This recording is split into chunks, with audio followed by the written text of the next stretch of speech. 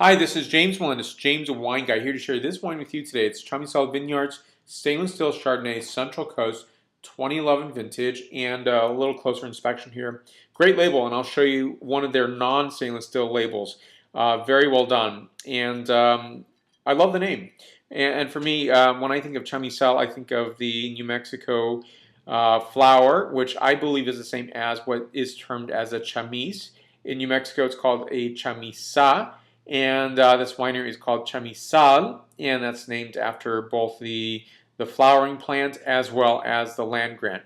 Now, what I love about this is that this has a QR, and very important, in my opinion, to utilize smartphone and snap picture, make connection. You know, I have my own QR. I think it's really fabulous. I have my own video on it.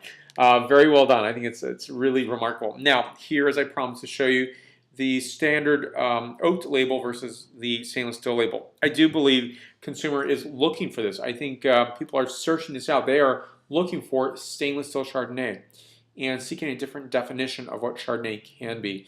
Now, what I love about Chamisal Vineyards is they are clone oriented. That doesn't mean that other wineries and producers are not. It just means that they're calling out what their clones are. This is 4, 75, and 76. In my opinion, I think that's a way to get to understand wine, is to really delve into, well, there's not just one Chardonnay, there's not just one Pinot Noir, there are clones of it. And sometimes, and oftentimes, they produce different characteristics in the wine. Now, you're going to taste them right away. You're going to taste 75 from 76 to 4? Probably not, but the complete package will really emphasize that. So here we go. I'll take a taste of this wine and give you some feedback on this.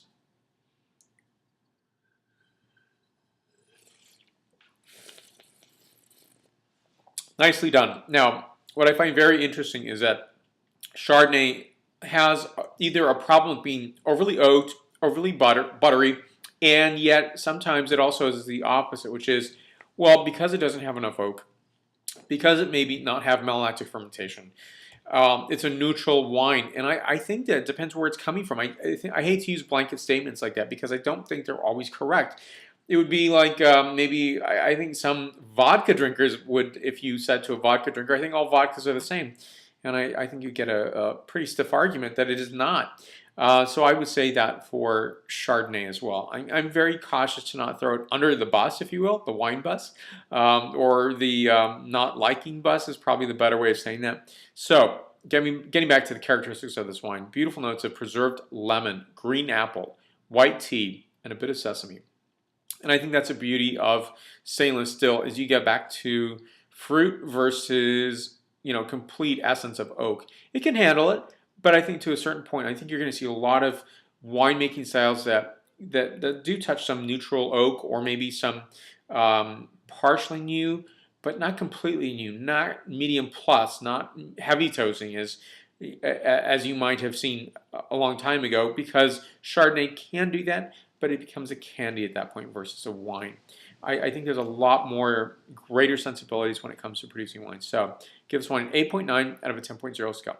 For more wine reviews, please go to jamesthewineguy.com. Please subscribe to my videos on YouTube, Facebook, Twitter, Vimeo, Google+, Pinterest. Salud.